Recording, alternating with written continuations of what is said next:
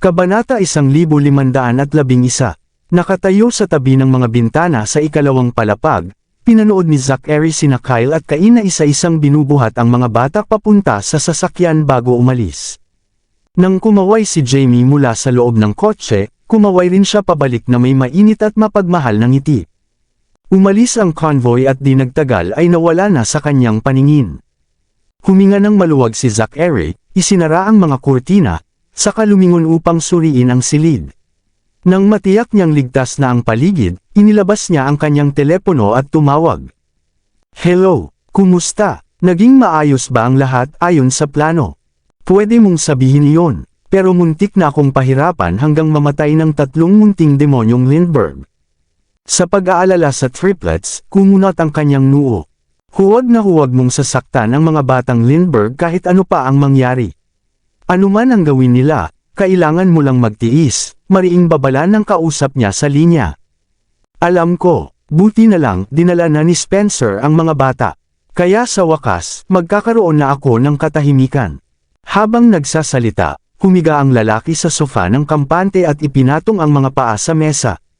Dinala ang mga bata, saglit na natigilan ng kausap bago muling magtanong ng seryoso. "Pinaghihinalaan ka ba ni Charlotte?" Napakunot ang noo ng lalaking nasa sofa, nagulat sa tanong. "Sa tingin ko ay hindi." Nag-atubili siya sa sagot. Sa totoo lang, hindi rin siya sigurado. Kahit pinaghihinalaan kanya o hindi, kailangan na nating kumilos agad, mungkahi ng kausap. Hindi problema si Charlotte, pero nasa tabi niya ang mga Lindbergh. Kaya huwag mo silang maliitin. Ang ibig mong sabihin ay si Gordon. Maging ang tono ng lalaking nasa sofa ay naging seryoso. Matalas nga siya. Isang tingin pa lang sa akin, alam na niyang may mali. Siya ang kanang kamay ni Danrick at hindi dapat basta-bastahin, agad na utos ng kausap. "Sundin mo ang mga tagubilin ko at kumilos ka sa lalong madaling panahon." "Sige." May narinig din ako na nabanggit nila na nagising na si Ellie. "Nakita niya ako noong sunog. Ako na ang bahala roon. Ikaw, kumilos ka lang ayon sa plano natin." Naiintindihan. Pagkatapos tapusin ang tawag, pinaikot-ikot ni Zachary ang kanyang telepono na para bang may binabalak. Sa sandaling iyon, kumatok ang isang tauhan at magalang na nagulat. "Mr. Knock, nasa labas si Callum at nais kayong makita." "Callum?" Tumaas ang kilay ni Zachary at agad na sumagot. "Papasukin mo siya." "Opo, Mr. Knock." Umalis ang tauhan ayon sa utos. Kasabay nito, paakyat si Bruce.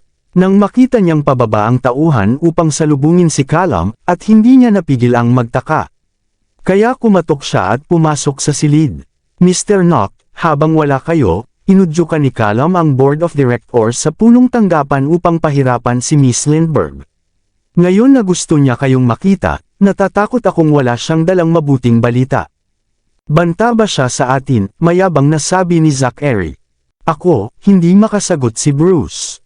"Nasaan ang telepono ko?" biglang tanong ni Zachary. "Tulungan mo akong hanapin." "Opo, Mr. Knock." Mabilis na nahanap ni Bruce ang telepono at iniabot ito.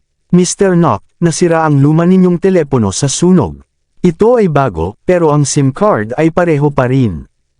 "Ayos. Pwede ka nang umalis." Pagkatanggap ng telepono, sinimulan ni Zachary na tingnan ang laman nito. Samantala, nababagabag si Bruce sa palitan ng usapan. Noon, palaging ibinabahagi ni Zachary ang kanyang mga iniisip sa kanya, ngunit ngayon ay hindi na. "May iba ka pa bang kailangan?" tumangala si Zachary sa kanya. "Wala na." Yumuko si Bruce at umalis. Ilang sandali pa, inihatid ng tauhan si Callum papasok. Bago pa man siya makalapit kay Zachary, napasigaw siya. "Mr. Knock, sa wakas ay nakita ko rin kayo. Ikinagagalak kung ligtas kayo." "Tio Callum, matagal-tagal din." Walang emosyon ng ngiti ang ibinigay ni Zachary. "Maupo kayo." Habang naghahanda ng kape ang kasambahay, inutusan ang tauhan na maghintay sa labas. Sa nakitang eksena, hindi mapigilan ni Bruce ang kakaibang pakiramdam sa kanyang isip. Si Mr. Knock ay laging maingat at hindi kailanman nag-iimbita ng sinuman para sa pribadong usapan sa silid tulugan, lalo na ang isang tagalabas gaya ni Callum. Pero bakit niya ito ginawa ngayon? Talagang kakaiba ito. Gayunpaman, hindi na masyadong pinag-isipan ni Bruce ang tungkol dito. Inakala na lamang niya na isa iyon sa mga taktika ni Zachary. Baka may motibo siya sa paggawa nito. Ginagamit ba niya ang taktika ng gantimpala at parusa kay Callum? Habang lalo niyang iniisip, lalo siyang nababahala. Kaya iniulat niya ang sitwasyon kay Charlotte na katatapos lang dumating sa ospital. Hawak ang kanyang telepono, kalmadong sumagot si Charlotte. Marahil gusto lang niyang makipag-usap ng maayos kay Callum. Sige, dahil wala kang nakikitang problema, hindi ko naiisipin pa. Nawawala na ang mga naunang hinala ni Bruce. Pakiramdam ko lang ay may kakaiba kay Mr. Knox simula nang bumalik siya. Bago ang sunog, nagkaroon siya ng pagkawala ng alaala dahil sa lason na pumasok sa kanyang utak. Kaya hindi nakapagtataka kung kumikilos siya ng kakaiba. Hindi binalak ni Charlotte na sabihin ang totoo.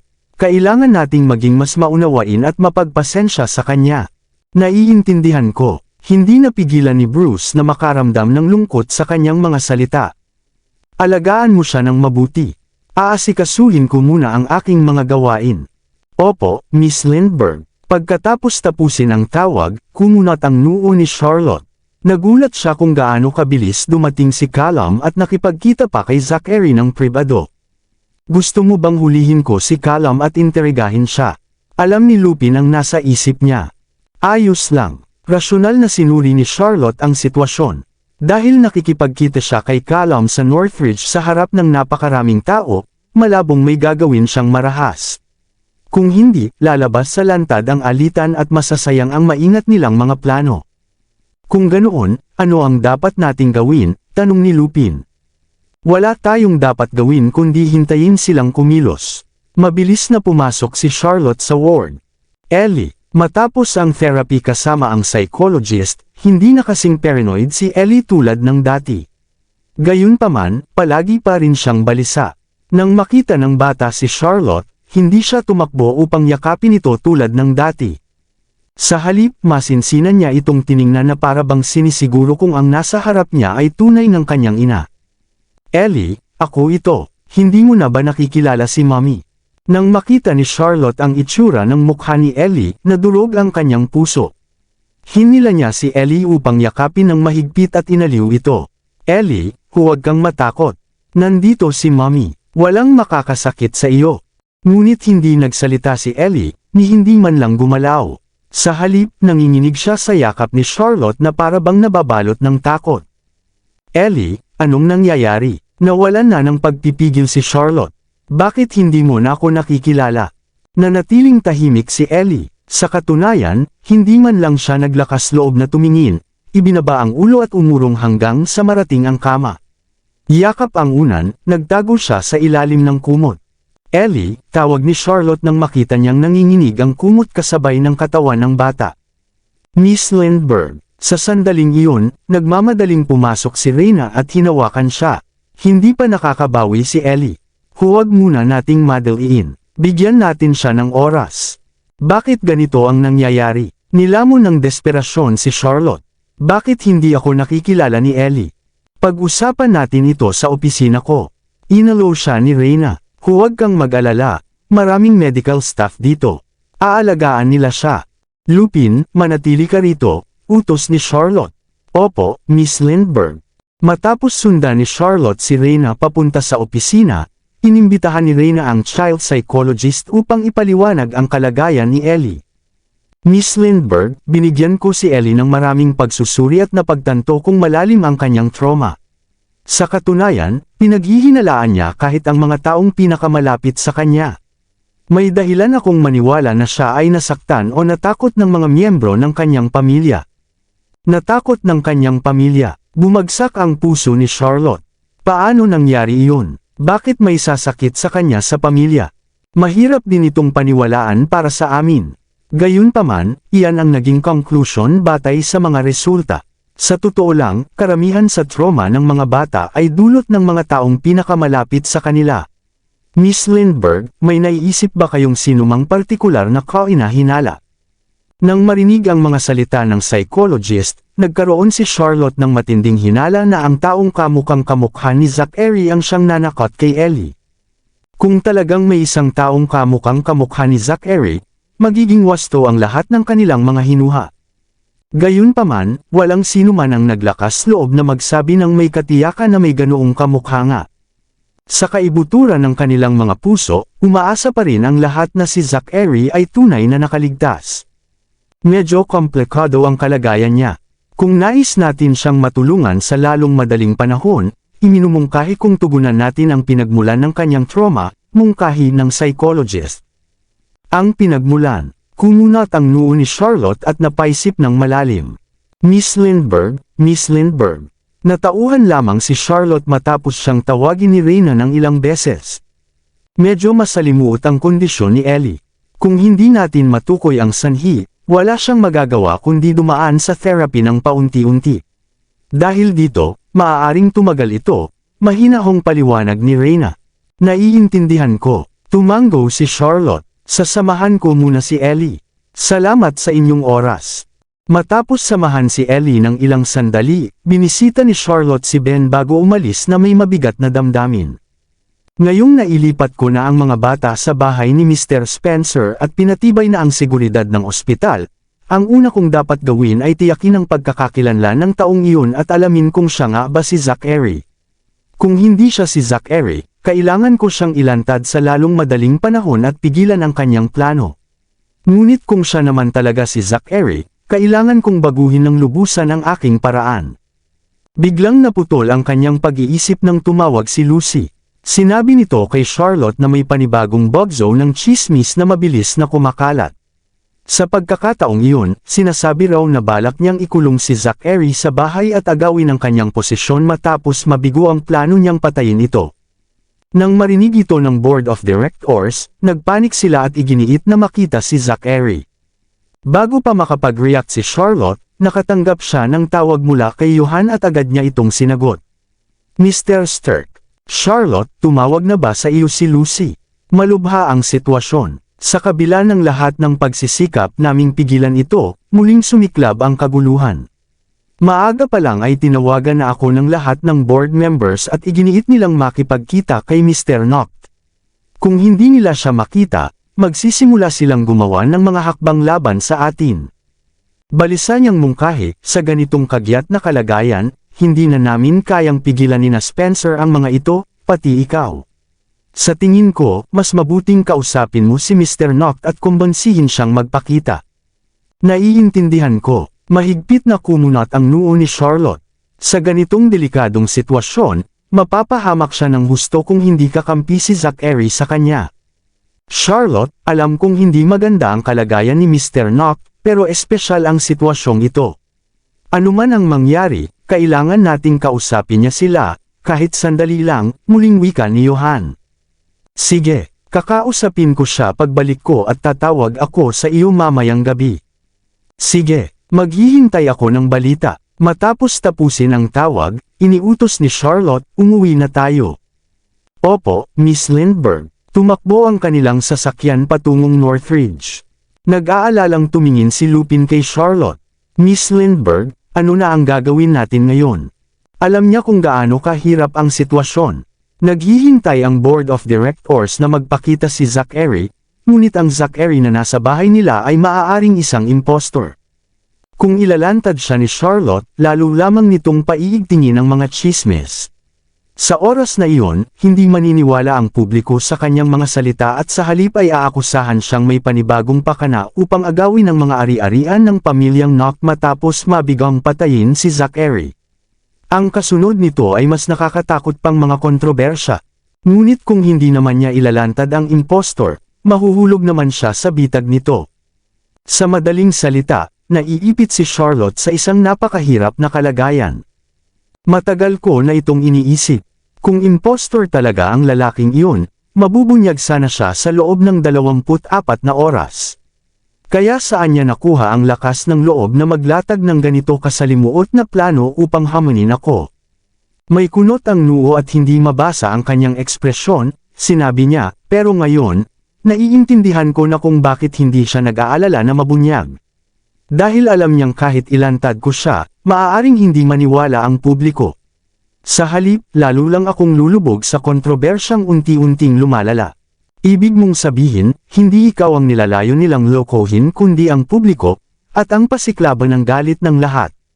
Sa wakas ay naliwanagan si Lupin.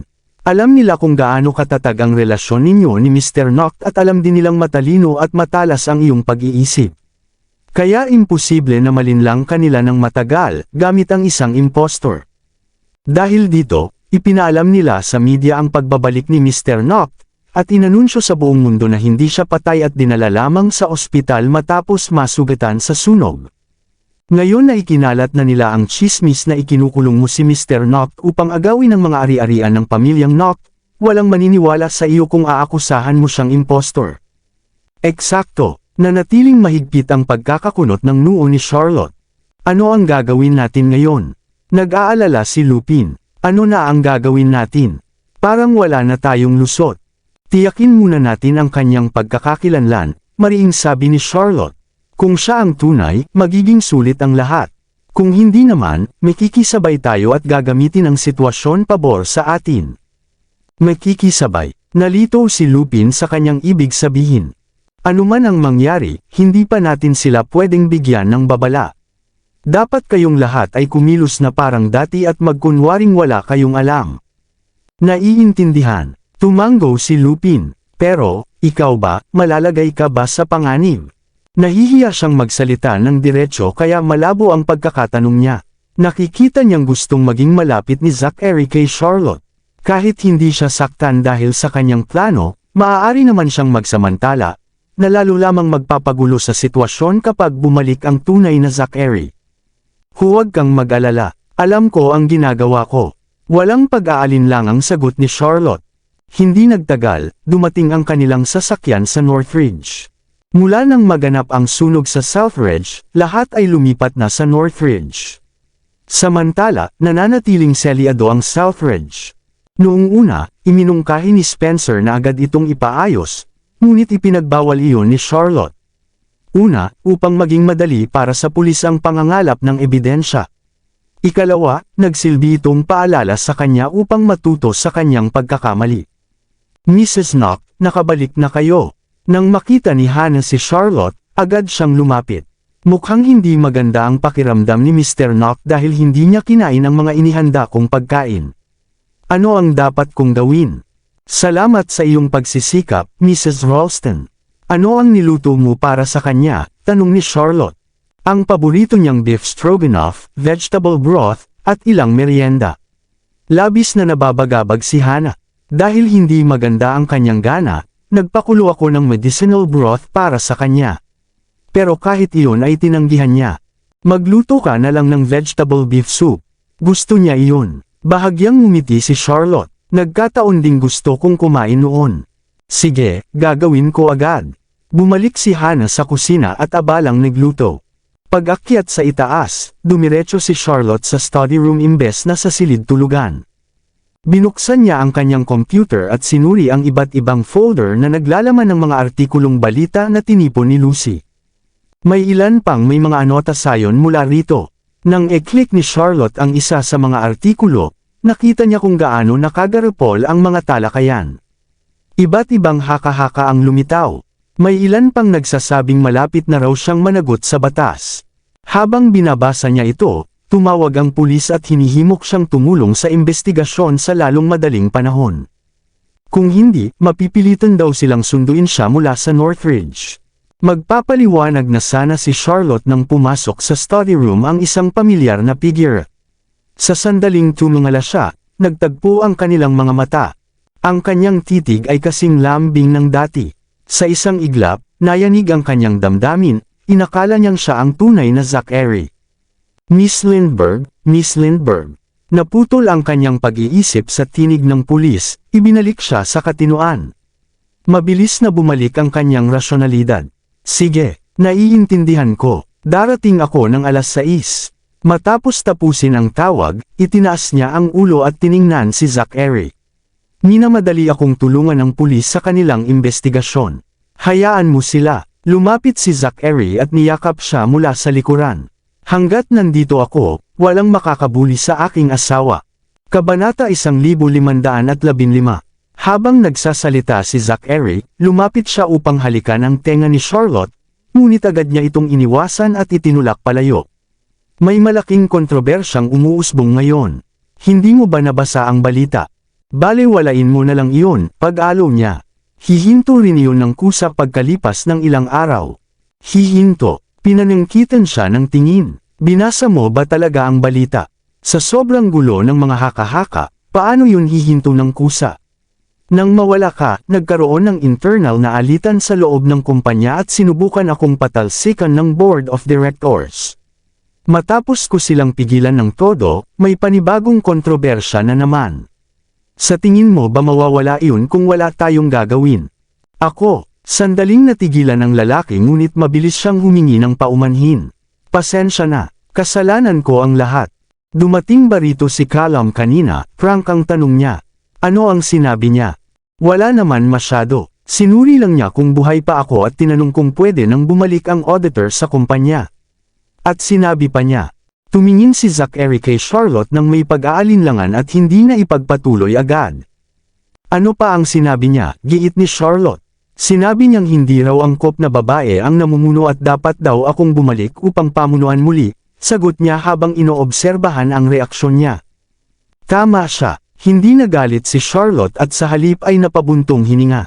Sa ilang araw na nawala ka, binuhaw ako ng paratang mula sa iba't ibang tao. Ngayong bumalik ka, may panibagong kontrobersya na naman. Ang mga nakaraang araw ang pinaka-nakakapagod sa buong buhay ko. Kung pwede lang, ayoko na talagang gawin ito. Kaya mas mabuti pang magpagamot ka na para maipasa ko na sa iyo ang problemang ito kapag gumaling ka na. Hindi ko na talaga kayang intindihin pa. Tungkol sa kalusugan ko, may gusto akong ibahagi, seryosong sabi ni Zachary. Sa mga nakaraang araw, ramdam kong malaki ang ikinabuti ng kondisyon ko at mas may sigla ako. Naisip ko nga kung baka sa insidenteng iyon ay aksidenteng nawala ang lason sa katawan ko. Talaga, natuwa si Charlotte. Napansin ko rin iyon sa iyo. Dahil misteryoso ang pinagmulan ng lason, hindi na rin nakapagtataka kung misteryoso rin itong mawala. Kung ganoon, tatawagan ko si Rina para magpa-blood test ka, para sigurado tayo.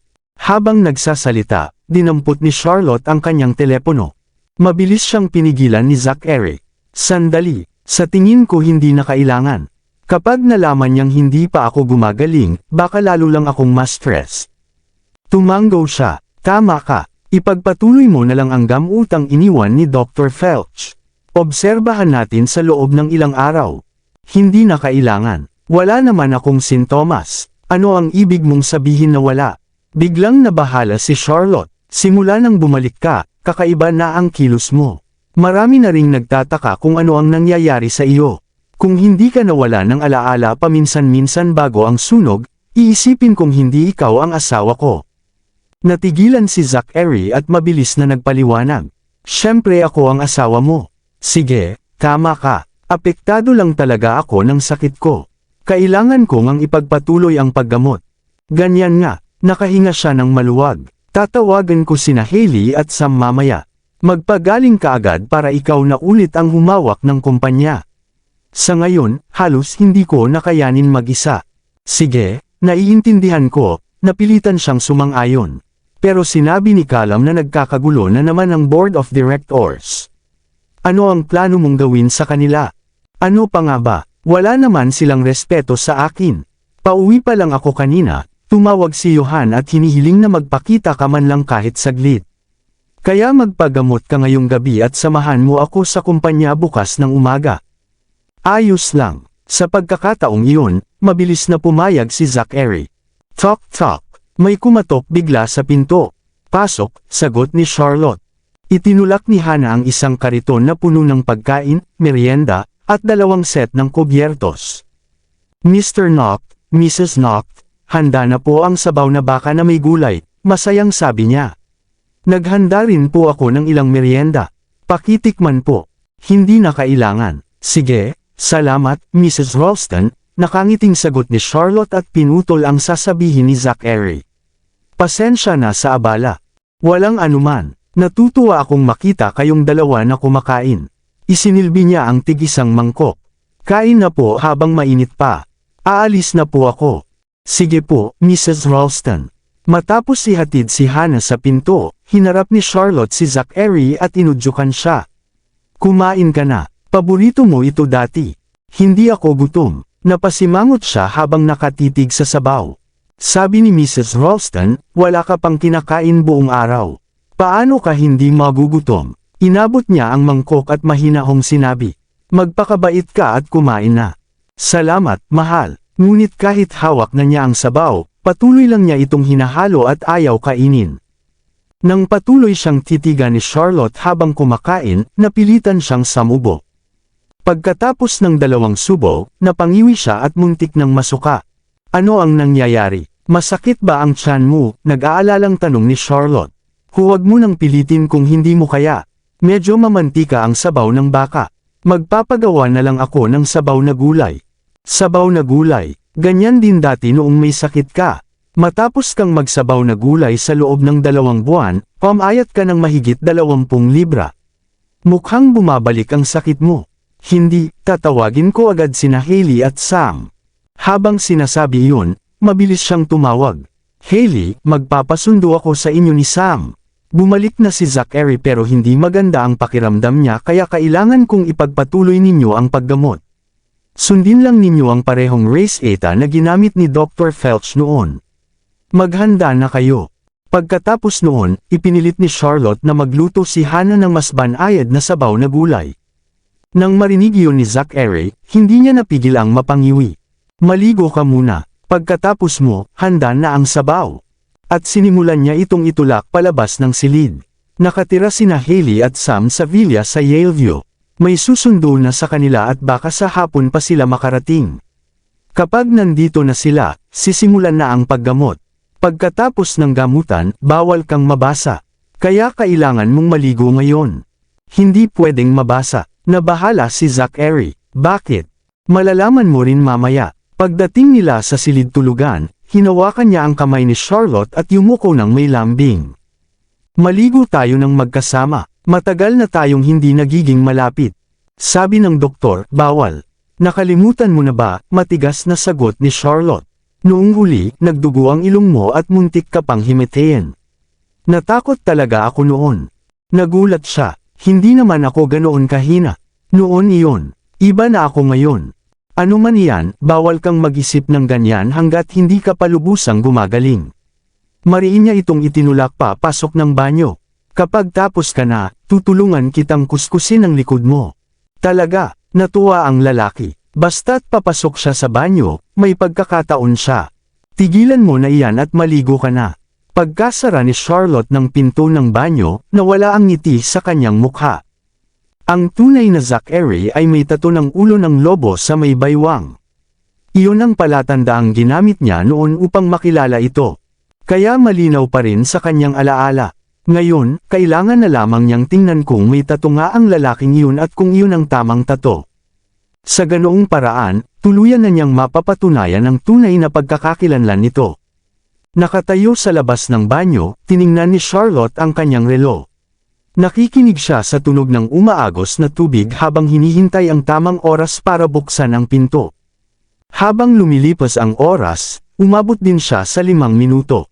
Inisip niyang nakapaghubad na si Zachary sa oras na iyon. May hawak na tuwalya, pumasok siya sa banyo. Sa loob ng hamog, mas lalo pang naging matangkad at kaakit-akit ang lalaki. At ang tato ng ulo ng lobo sa kanyang baywang ay malinaw na nakita kahit bahagyang natatakpan ng singaw. Si Zachary talaga ito. Nabagabag si Charlotte. Paano nangyari ito? Paano naging pareho ang tato? Siya ba talaga si Zachary? Biglang lumingon si Zachary at inabot siya upang yakapin.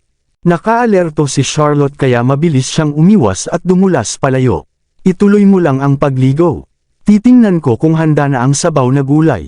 Mahal, hinawakan siya ni Zachary at ayaw siyang pakawalan. Isinandal pa siya nito sa pader at lumapit upang halikan siya. Naiinis sa kanyang ginagawa, iniwas ni Charlotte ang kanyang ulo at mariing sinabi. Bitawan mo ako. Asawa kita, maaari kitang halikan kahit kailan ko gusto. May kapal ng mukha, lalo pa siyang lumapit habang pinipigilan ang 2 palso niya. Hindi makawala, itinaas ni Charlotte ang kanyang tuhod sa matinding desperasyon. Arg! Napahandusay si Zachary sa sahig habang hawak ang kanyang singit. Sa sobrang sakit, namutla ang kanyang mukha. Deserve mo iyan. Matapos siyang itulak palayo, galit na lumabas si Charlotte. Paglabas niya ng silid at nakita si Hannah na balisang naglalakad pabalik-balik, at agad siyang nagpakalma at nagtanong. Mrs. Ralston, ano ang nangyari? Papasok na sana ako dala ang sabaw na gulay nang marinig ko ang sigaw ni Mr. Noct. Nag-aaway ba kayo? Nailang at nag-alala si Hannah. Hindi kami nag-aaway. Kinuha ni Charlotte ang sabaw. Ayos na, Mrs. Ralston, bumalik ka na sa trabaho mo. Sige po. Hindi na nang ahas pang magtanong si Hannah at mabilis na umalis. Pagbalik ni Charlotte sa silid, inilagay niya ang mangkok ng sabaw na gulay sa mesa at sinabi.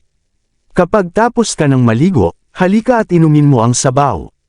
Mula ngayon, 3 beses sa isang araw ka lang iinom ng sabaw na gulay, tigi-1 mangkok bawat kain, may kasamang kaunting ulam.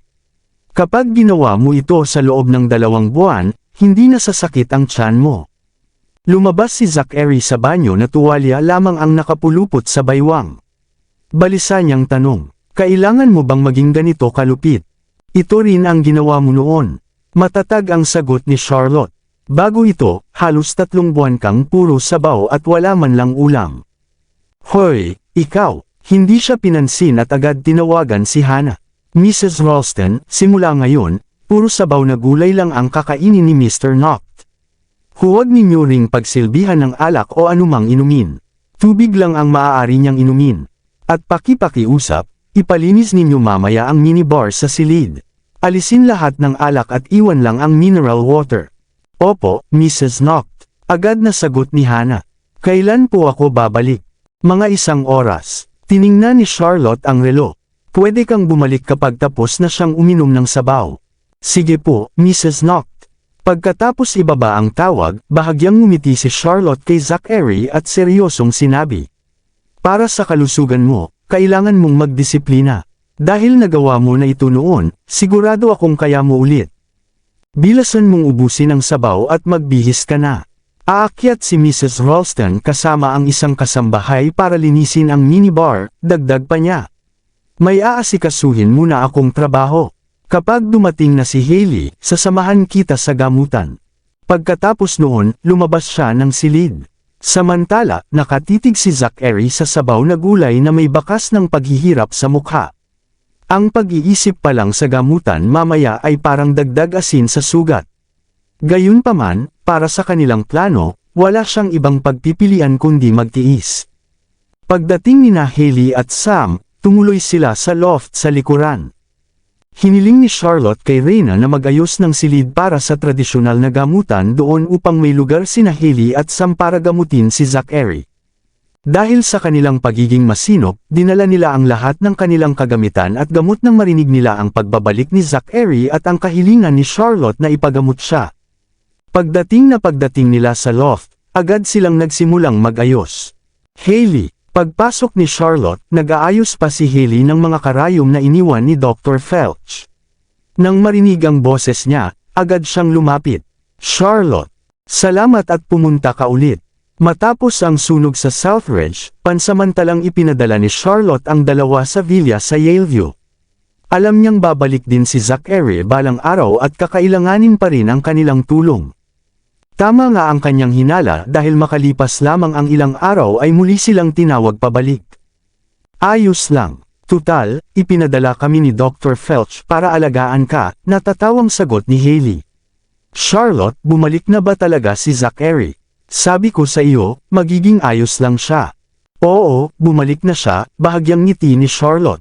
Pero hindi pa rin nawawala ang lason sa kanyang katawan. Matapos pag-isipan ng mabuti, pakiramdam ko dapat nating gamitin ang Race Eta na ginamit ni Dr. Felch sa akin para gamutin siya. Charlotte, napag-usapan na natin ito dati, pero nag-aalala ako na baka hindi ito gumana. Nag-aalalang sabi ni Sam. Hindi pa ito itinuro sa atin ni Dr. Felch at hindi pa rin natin nasusubukan. Wala na tayong ibang pagpipilian. Ito na lang ang pag-asa natin, may pagsuko sa tinig ni Charlotte. Subukan na lang natin. Sige, maghahanda na ako ng gamot. Agad na kumilos si Sam. Ihahanda ko naman ang mga pilak na karayom, dagdag ni Hailey. Noong ginamot kita dati, kabisado ko na kung paano gamitin ang mga ito. Pagkatapos noon, inulit ko rin ang proseso kasama si Dr. Felch, kaya dapat ay ayos lang. Mabuti, ituloy ninyo ang paghahanda habang kukunin ko siya. Pagkatapos noon, bumalik si Charlotte sa villa upang sunduin si Zachary. Sa sandaling iyon, nakabihis na si Zachary. Nakaupo siya sa sofa habang nakasimangot na pinapanood si Hannah at ang mga kasambahay na nililinis ang kanyang minibar. Nang makita niyang inaalis ang lahat ng bote ng alak, hindi niya napigil ang magreklamo. Sa kasamaang palad, hindi sila natinag. Sumagot pa si Hannah, "Mr. Knock, pakikalma po. Sinusunod lang namin ang utos ni Mrs. Knock. Ginagawa niya ito para sa ikabubuti ninyo, kaya mas mabuti pong sumunod kayo." Nawalan ng masabi si Zachary. Marahil ay hindi niya kailanman naisip na ang isang tulad niya ay mapupunta sa ganitong kalagayan.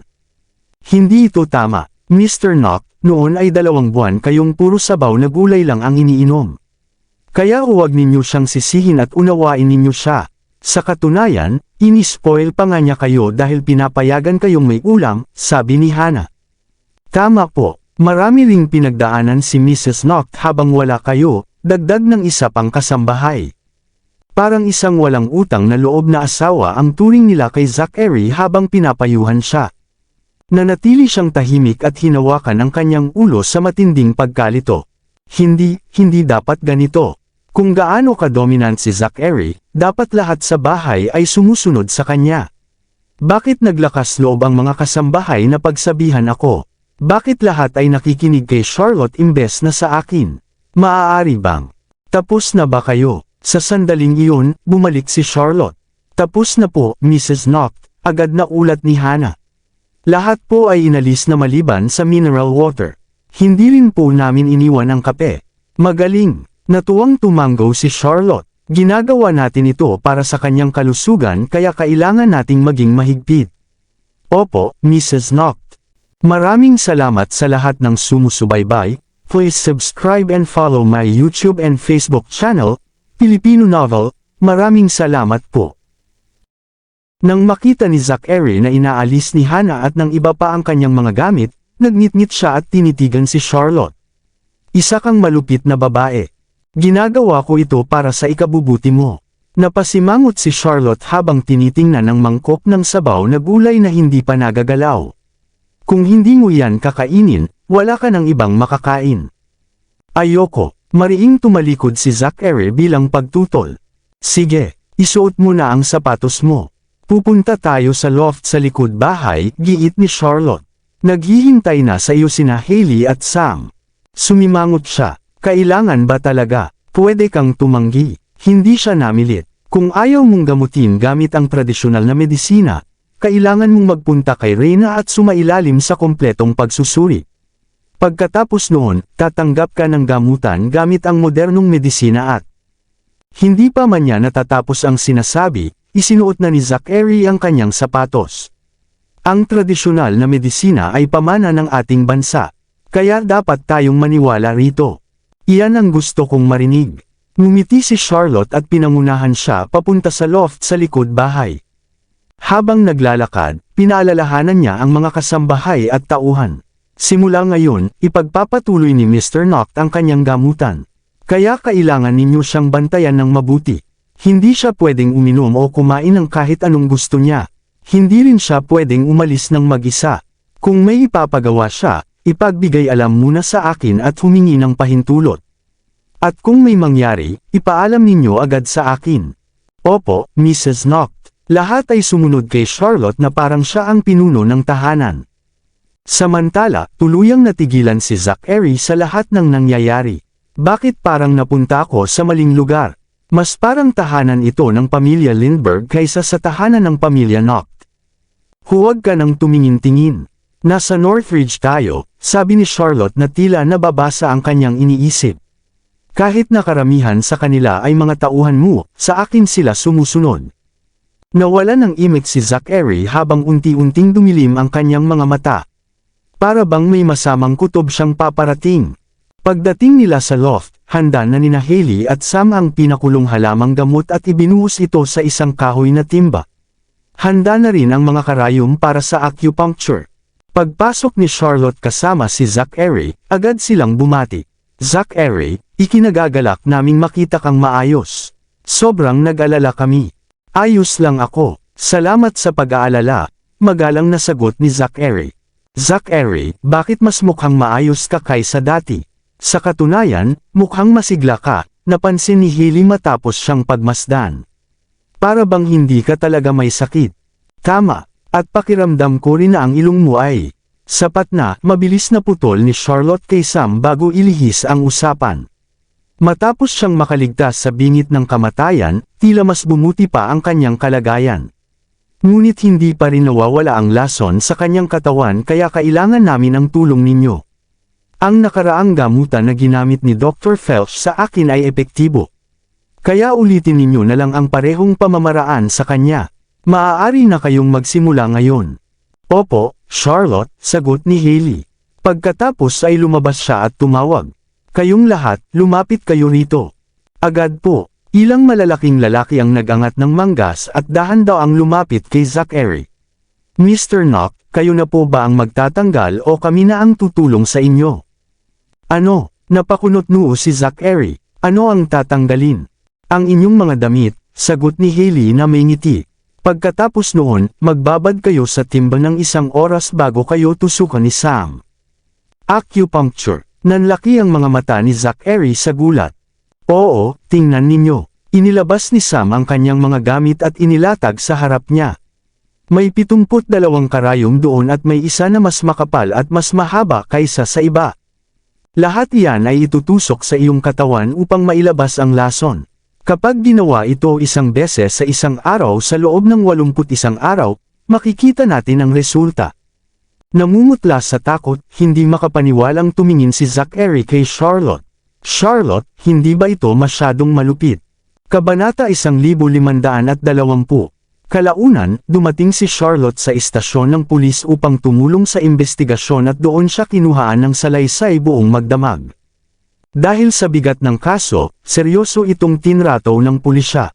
Kaya agad nilang sinimulan ang investigasyon at tinawag ang lahat ng may kaugnayan sa insidente upang magbigay ng pahayag. Sa ngayon, hindi pabor kay Charlotte ang ebidensya at mga bakas. Gayunpaman, nanatili siyang kalmado at nakipagtulungan hanggat kaya niya. Nang payagan siyang umalis kasama si Lupin, gabi na. Habang paakyat na sana siya sa sasakyan, nakita niyang papalapit ang kotse ng pamilyang Gold. Dahil sa madalas na pakikisalamuhan niya kay Zachary bago ang insidente, tinawag din si Nancy ng pulisya. Dahil abala siya, noon lamang siya nagkaroon ng oras upang pumunta. At malamang ay hindi rin niya inasahan na makakasalubong niya si Charlotte sa ganitong oras. Nang magkasalubong ang kanilang mga sasakyan, pareho silang huminto. Pagkatapos, ibinaba ang mga bintana at 2 magagandang mukha ang nagkatitigan. Charlotte, kung may nagawa kang krimen, mas mabuting aminin mo na. Wala ka ng takas, malamig na sabi ni Nancy. Miss Gold, mas mabuting sabihin mo yan sa iyong ama. Pinagmasdan siya ni Charlotte ng makahulugan. Ano ang ibig mong sabihin? Nanlaki ang mga mata ni Nancy sa gulat. Hindi na siya pinansin ni Charlotte, at itinaas ang bintana at pinaandar ang sasakyan. Samantala, hindi mapalagay si Nancy sa sinabi.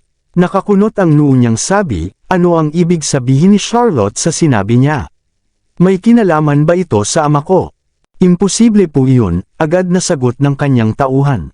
Palagi kayong hinihikayat ni Mr. Gold na makipagkaibigan kay Mr. Knock. Bakit niya sasaktan ito? Bukod pa roon, parang kuta ang seguridad ng tahanan ng Knock. Sino pa ang may kakayahang gumawa niyan kundi ang sarili nilang mga tauhan? Hindi sumagot si Nancy. Patuloy pa rin ang pagkunot ng kanyang noo habang pinag-iisipan ang sitwasyon.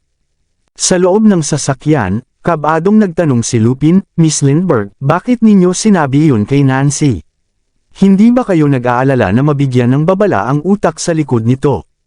Malamig na sagot ni Charlotte, malamang ay alam na ni Jessie noon pa na mabubuko ko ang impostor. Kapag sinabi iyon ni Nancy sa kanya, magsisilbi iyon bilang pananakot. Kung hindi naman, mapipilitan siyang muling suriin ang buong sitwasyon. Hindi ba niya pipiliing protektahan ang kanyang ama, hula ni Lupin? Gusto ko ring malaman kung kaninong panig siya papanig, makitid ang matang sagot ni Charlotte. Malamang sa ama niya, buo ang paniniwala ni Lupin. Hindi lang naman relasyon ng pamilya ang nakataya. Kasama rin dito ang kanyang interes at kinabukasan. Kahit ganoon ang itsura sa ibabaw, pakiramdam ko ay may nakatagong kahulugan ang mga sinabi ni Zachary, dagdag ni Charlotte na nag-iisip. Baka may gusto siyang ipahiwatig sa akin. Tatalikuran ba talaga ni Nancy ang kanyang pamilya para kay Mr. Noct? Hindi makapaniwala si Lupin. Sa tingin ko ay napakaliit ng posibilidad. Tutal, wala namang ipinangako sa kanya si Mr. Noct. Tama ka, napabuntong hininga si Charlotte. Tingnan na lang natin. Isipin mo na lang itong pagsubok upang siyasatin sila. Hindi na nagtanong pa si Lupin at sa halip ay nagpalit ng paksa. Paano ang pulong ng board bukas? Isasama mo ba talaga ang impostor? Oo, kailangan, matatag na sagot ni Charlotte. Dahil pinilit ako ng board of directors na dalhin siya, susundin ko ang gusto nila. Kung hindi, lalo nilang paghihinalaan na ikinukulong ko siya. Pero papanig ba siya sa iyo? Naguguluhang tanong ni Lupin. Paano kung kontrahin kanya sa pulong? Maaga pa para kumilos siya. Ngumisi si Charlotte. Nasa ilalim ng pangalan ko ang mga stock at ari-arian. Kung galitin niya ako ngayon, paano niya kukunin ang mga iyon? Kahit gusto niyang umatake gamit ang tulong ng mga direktor, kailangan niya ng oras upang maghanda. Kaya hindi siya kikilos hanggat hindi pa siya handa.